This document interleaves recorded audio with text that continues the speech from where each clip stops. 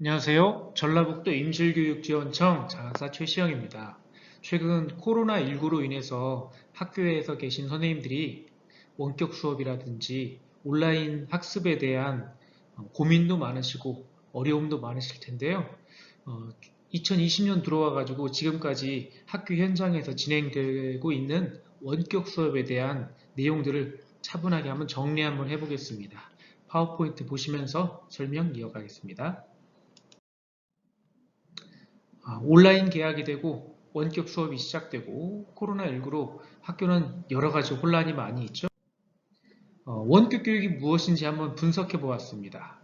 교사와 학생이 지리적으로 떨어져 있지만 다양한 매체를 활용하여 전통적인 수업에서 제공하는 것과 같이 교사 학생, 학생 간 상호작용이 이루어지는 수업 형태인데요. 총 4가지로 나누어질 수 있겠습니다. 동일 시간과 동일 장소, 그리고 다른 시간과 동일 장소, 다른 시간과 다른 장소, 동일 시간과 동일 장소. 유형은 크게 4가지 있는데요. 유형에 관계없이 학교 현장에서는 동일한 장소라든 동일한 시간에 함께 할 수 없음에 지금과 같이 원격 교육이 이루어져 있다고 해석하시면 되겠습니다. 실시간 쌍방향 수업과 비실시간 원격 교육이라는 그 두 가지 큰 카테고리로 나눌 수 있겠는데요. 실시간 쌍방향 수업에서는 아래에 있는 줌을 포함한 4가지 컨텐츠가 많이 활용되고 있는 상황이고요. 그 다음에 비실시간 원격 교육에서는 보이는 것처럼 밴드라든지 구글 클래스룸 등과 같이 다양한 방법이 적용되고 있습니다. 초등학교 원격 수업 바라보기, 원격 수업의 모습들 한번 분석해 보겠습니다. 일반적인 전라북도 초등학교 한 학급의 모습을 예를 들어서 살펴보도록 하겠습니다.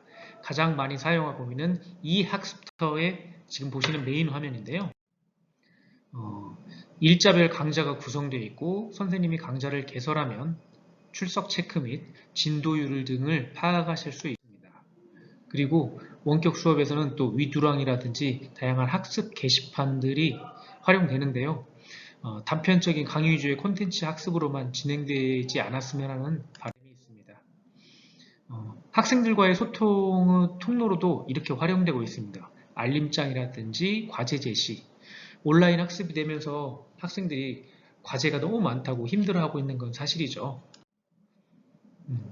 초등학교 원격 수업, 왜 직접 수업 영상을 제작하고 있는가? 기존에 EBS라든지 이 학습터에 많은 컨텐츠들이 있음에도 불구하고 선생님들은 수고와 고생을 감내하시면서 왜 수업 영상을 제작하시고 계실까요? 이유가 여러 가지 있는데요. 대표적인 이유가 이 학습터나 EBS 표준 콘텐츠가 상당히 부족하고 그 다음에 영상을 보면서 모든 강의를 들어보는 게 시간상 불가능합니다. 그리고 또 하나는 전반적인 이유들 중에 하나인데 원격 컨텐츠 강의들 기존에 만들어진 것들이 질이 형격이 떨어진다거나 그런 건 아닌데 학급이라는 특성상 선생님 개인이 원하고 최적화된 자료는 선생님들 본인이 직접 만드는 게 더 편하고 익숙하다는 말씀이시죠. 그래서 직접 만들거나 없는 것들을 제작하다 보니까 선생님들이 차시마다 컨텐츠를 만들어야 하는 거에 대한 부담이나 어려움들이 많이 있는 상황입니다. 원격 수업이라는 새로운 형식에 대한 고민을 좀 해봐야 합니다.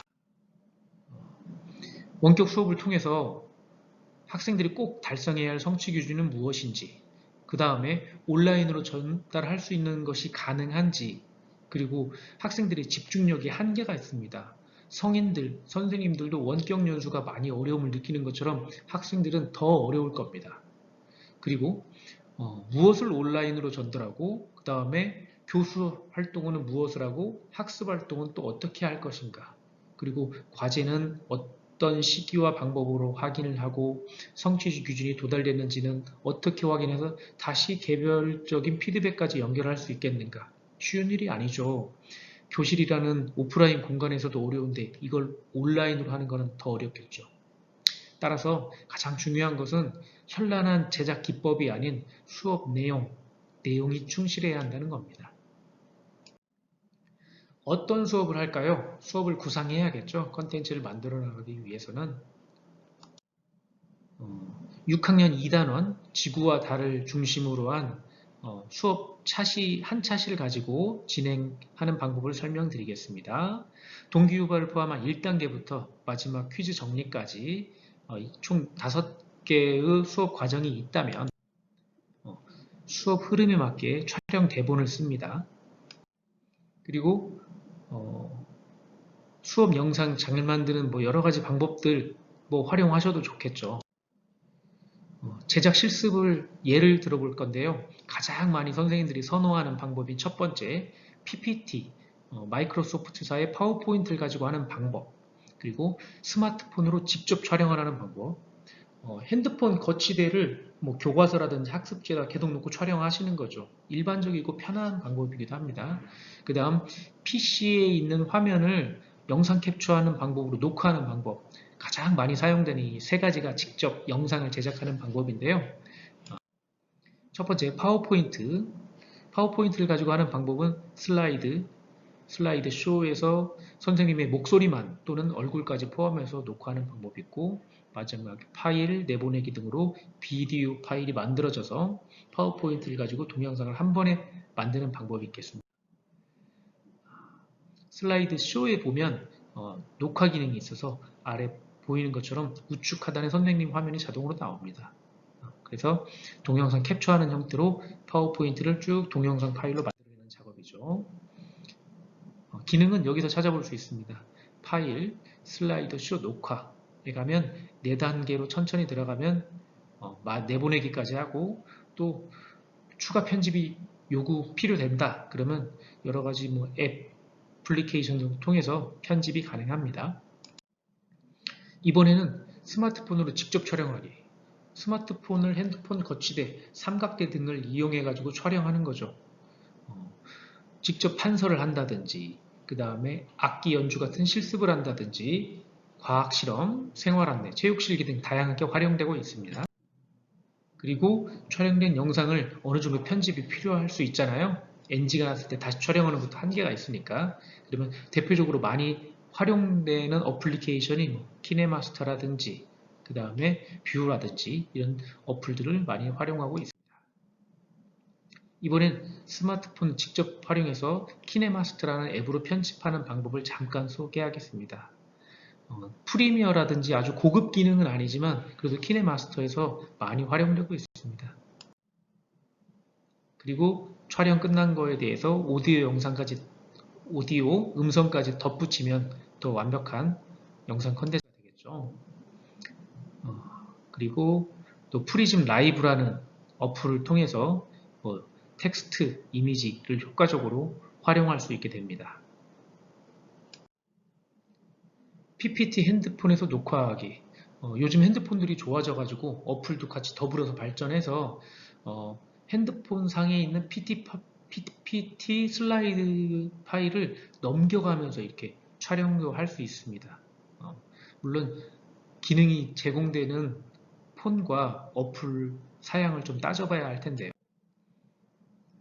삼성전자에 나오는 굿룩이라는 어플 중 나이스샷이라는 기능을 이용해서 금방 말씀드린 내용을 녹화해낼 수 있습니다. 이번엔 PC를 활용한 촬영인데요. 많이 사용되는 것이 프리즘 라이브 스튜디오인데요.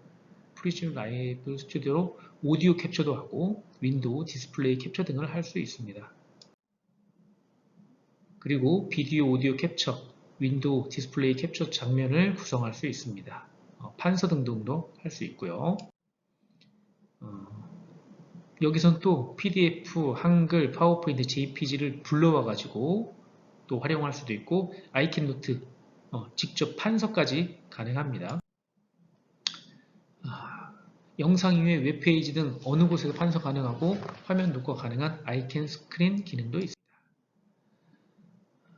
자, 이번에는 자막, 썸네일, 음향들 덧붙이는 플러스 알파가 되는 기능들을 설명드리겠습니다. 밴믹스라는 어플, 교육기관은 무료고요. 그 다음에 뷰러라는 문서 편집 기능도 있어서 음성인식 결과를 참고하여 편리하게 자막 생성, 음성 없는 구간을 한 번에 제거할 수도 있습니다. 썸네일인데요. 미리 캔버스, 등등을 이용해 가지고 썸네일 등을 제작하고 템플릿도 다양하게 활용할 수 있습니다. 지금 보여주는 제공 사이트는 이미지, 음원, 무료 아이콘, 사진, 글꼴 등을 공유 저작물 할 수 있는 사이트들입니다. 또 알아야 할 것들이 여러 개 있죠. 원격 수업을 하다 보면 걸림돌인 저작권과 초상권이 있습니다. 개인적으로는 상업적 목적이 아니고 교육 목적이기 때문에 이런 것을 좀 특별히 올해 2020년 특이한 상황이 이루어지는 해니까 좀 이렇게 풀어놨으면 하는 개인적인 바람이 있습니다. 저작권 이용의 공통사항, 접근 제한 조치해야 하고요. 복제 방지, 저작권 경고 문구, 출처 표시 등이 있습니다. 공유 저작물 제공 사이트들을 참고하셔가지고 활용하면 좋으시겠죠. 이번엔 실시간 쌍방향 수업으로 많이 활용되는 줌에 대한 설명드리겠습니다. 벌써 많이 보급이 되고 저변 확대가 되고 줌을 많이 활용하고 있는데요. 여러가지 PC, 스마트폰, 태블릿 모두 가능하고요. 100명까지 회의가 가능합니다. 그 다음에 무제한이고 3명 이상이면 40번 무료 가능하고 회원가입 로그인 없이도 누구나 참여할 수 있습니다. 그리고 링크로도 초대 가능해서 내가 만든 줌 대화방을 카카오톡 문자 메시지로 알릴 수 있고 참석자들에 대해서는 호스트 역할하는 사람은 통제도 가능합니다. 화면 공유 또한도 가능하고요. 줌 홈페이지 주소입니다. 줌 프로그램이 어떻게 활용되는지 한번 쭉 보겠습니다. 일단 방을 하나 개설하려면 무료로 회원 가입해야겠죠. 그리고 다운로드를 하고 그 다음에 줌 설치한 다음에 스마트 기기에서도 역시 관리자가 방을 개설할 수도 있습니다. 안드로이드고 iOS고 모두 가능합니다. 참가자에게 회의 참가는 다음과 같이 이렇게 안내할 수 있고 그러면 안내받은 사람들은 참가할 수 있는데 이때 참가자들은 회원가입이 되지 않고 핸드폰에 어플만 설치되어 있으면 바로 참여할 수 있습니다. 참가자로 회의 참가, 비디오를 사용하여 참가하면 내 얼굴이 회의자들에게 같이 보여줄 수도 있고 그렇지 않을 경우는 얼굴을 보여짐 없이 목소리만으로도 참여할 수 있습니다. 지금 보이는 화면은 핸드폰 상에 있는 회의 참여하는 내용들입니다. 제가 좀 말을 빨리 진행하는데요. 혹시 필요한 내용이 있으면 일시정지 하신 상태에서 내용을 자세히 살펴보면 좋겠습니다. 자, 이번 참가자 입장에서 소개한 내용인데요. 새 회의 시작 전 옵션 설정하고 회의를 시작하고 그 다음에 호스트 입장에서 바라보는 회의 장면 그리고 스마트 기기에서 회의 주관하는 방법 스마트 기기에서 회의 설정하는 방법 등이 있습니다. 줌까지 해가지고 쭉 제가 설명을 드렸는데요. 2020년은 온라인 학습, 원격 수업 등으로 미래 교육이 앞당겨졌다는 긍정적인 평가도 있습니다. 하지만 중요한 건 선생님들의 피로도가 높다는 얘기고 학생들도 새로운 시스템에 적응하는데 쉽지 않았습니다. 근데 이 코로나19의 영향이 앞으로도 좀 길어진다면 좀 더 고민해 봐야겠죠. 지금까지 긴 이야기를 들어주셔서 감사합니다. 이 영상은 원격 수업을 새롭게 시작하려는 선생님들 그리고 지금까지 원격 수업을 진행해 왔는데 조금 더 에너지를 보태서 내가 직접 원격 수업 컨텐츠를 만들어 보겠다는 선생님들을 위해서 간단하게 만들어 봤습니다. 부디 잘 활용하셔가지고 선생님만의 고유한 좋은 원격 수업 컨텐츠를 제작하셨으면 좋겠습니다. 감사합니다.